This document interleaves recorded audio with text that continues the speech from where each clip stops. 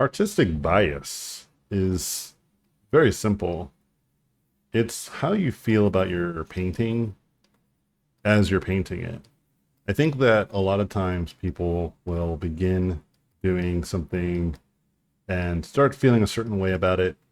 And th- during that time, those feelings are kind of a reflection of what's happening in their work, right?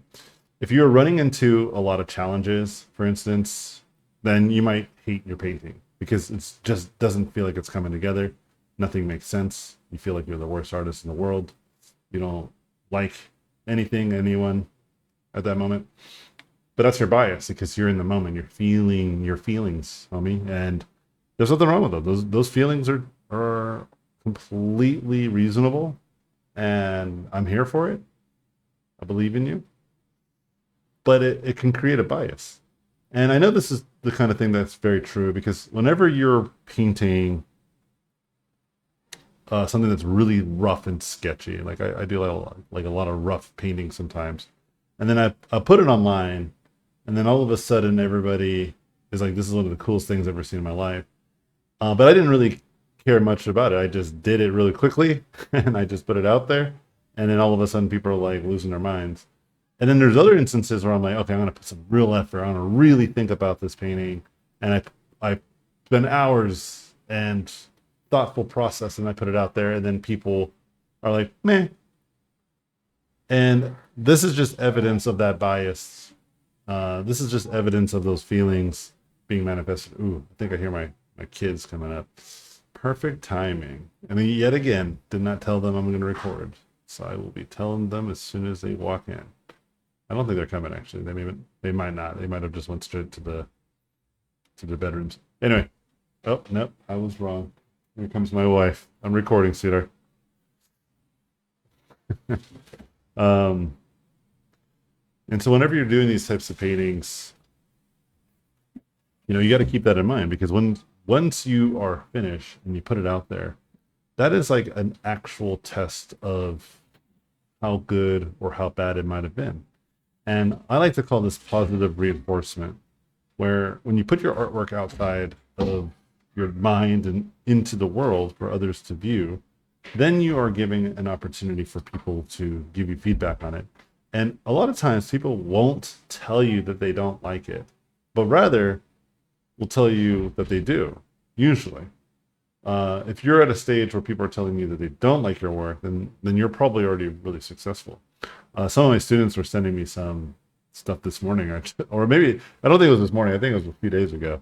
But I just checked one of our discords, and yeah, I guess there was like some controversy that had happened, and somebody mentioned me in the comments, and they were just kind of saying how I'm not a concept artist, I guess, or I don't teach people how to be concept artists, and this isn't entirely false. I actually absolutely uh, don't necessarily teach concept art. I'm a mentor. I teach whatever you want to do. Some people want to be illustrators. Some people want to be concept artists. Some people want to be fashion designers, key artists, and all of those just require different types of skills. And a lot of times when people take my course, and let's say they do want to be a concept artist, but they're just not there to accept the kind of knowledge that is available, because they still need to like learn basic discipline and basic focus. Because it doesn't matter if I tell them, hey, you should do A, B, C, D, if they aren't consistent and they're not disciplined. And sometimes my classes, and some of my students can contest to this, that's all I do is focus on your discipline, you know, because that is what that person needs. But once you get to like this level of um awareness and people know you more, then you're going to be more open to these types of pieces of feedback, which I'm very familiar with. Some people wrote in the comments like, "What? Who's giving you negative comments?" Yeah, I don't think it's enough for me to have a lot of self reflection. Maybe I'm doing something wrong. If it was like an outrageous amount of people's feedback, then I will pause, and think about what's happening and what I can do to rectify it. Because I'm not perfect. There's always going to be mistakes made, and I don't know until I know, right? Sometimes I'm thinking I'm doing everything right. And so, but right now, as far as I can tell, the like and dislike ratio is in my favor. It's like in the high 90s, almost all of my videos, which tells me that the vast majority of people are really happy about the content, which is good, and I want to keep it that way. Like I think the lowest one I saw was like a 96 or 95, um, which is good for now because I have a small following, but maybe that will change, and then I will become a little bit more alert to that. And I'm more than happy to, as long as it doesn't fundamentally change what I try to do here. I will absolutely adapt if necessary. And what I mean by this is like kind of this sit on the couch, watch me paint, and let me talk at you kind of vibes. I don't really want to change this model. This will allow me to stay consistent, and I won't let a bit of negativity throw me off of that. But absolutely positive and constructive criticism I'm ready for. But I typically get nothing but positive criticism. Like the vast majority of responses I get online, especially nowadays, is incredibly heartwarming and meaningful and nice. Like people tell me, hey, I just got a job, or hey, I just started drawing more, or, hey, I started building my portfolio. Like this is the kind of stuff I see, and this is the kind of stuff I'm sure if you guys just look at the comment section, you will see as well. So it's not, I'm not fibbing here, and this is pretty consistent.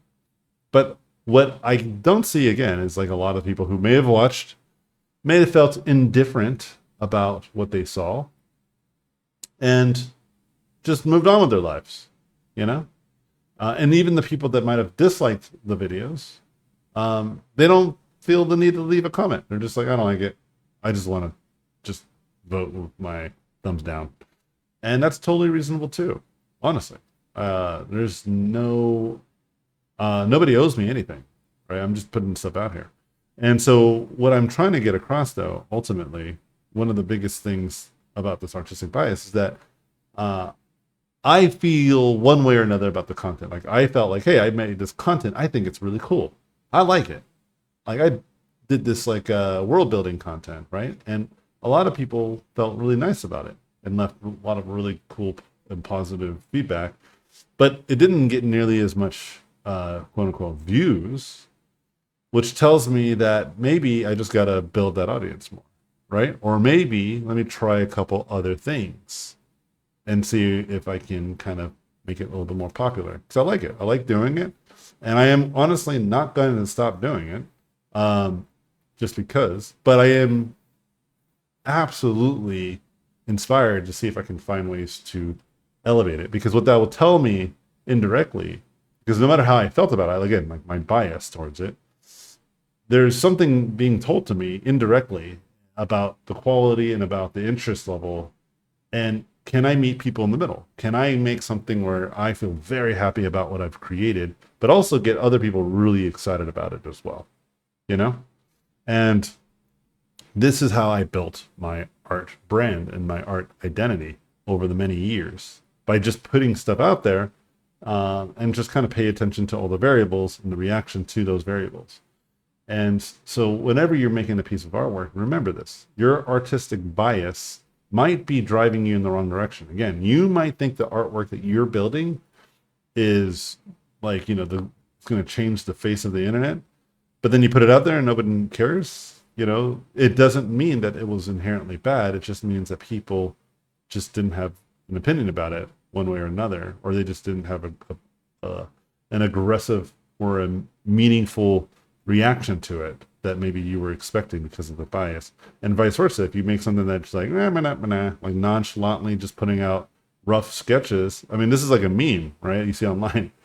Like it was one of my favorite versions of this meme is like this guy is doing this epic Warhammer 40K illustration that looks like photorealistic, puts it out there, getting like no comments, no likes for like hours, and then he does like a rough sketch, and then it just like blows up,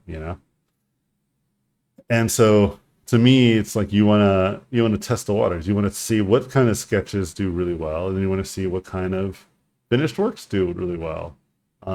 But just put it all out there, and just ignore your bias when you're trying to get some feedback, right? Because you might feel that more time spent deserves more accolades, but as many of you guys probably already know, that's just not how the world works. There's a lot of variables at play that add to appeal, you know? And I think that it's not as simple as people make it out to be. And the only way to really navigate through a lot of this, from my perspective, is by literally just creating tons and tons and tons and tons and tons and tons of content and share it and see what sticks and what doesn't. I was just going through my library of work on my Instagram last night. I was up really late and I was just like, man, some of these images I don't even remember doing. And I started putting it out there because I was like, I wonder if these will still do well amongst like the people that I've garnered over the many years. Because most people might have not even seen these images. I have made thousands of images.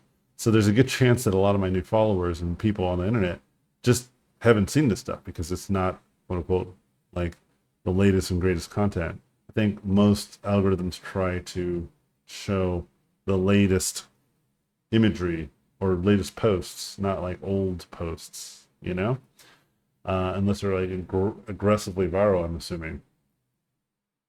And so I was like, yeah, let's just see what starts to stick and land with this new audience that I might have garnered over the few years, and then see if I can kind of pay attention to that now and see if my biases can adjust according to this, you know. But anyway, this is another good example of like I'm curious how people will feel about this under 10-minute rough sketch. I think more like 12 minutes, super rough, you know, but it's very. It has a lot of like really strong values. It's got a lot of impressions of like what's happening, and there's like some sort of story being implied here. It's really, really novel design for a character. There's a lot here that I think people can use their imagination with, and it's like sub 15-minute sketch. I'm just curious, and pay attention. If you're watching this video, look at the likes. I'm sorry, like not the like. You won't really be able to see like dislike ratio, but just look at the views. As of recording this video, my general view counts reach anywhere between 1,000 to 3,000. So if you're watching this video and it's only been a few hours, then it's probably got a few hundred views on it if it's doing well. If it's got more than that, then that means it's doing really well. And if it's got less than that, then that means it's not doing as well.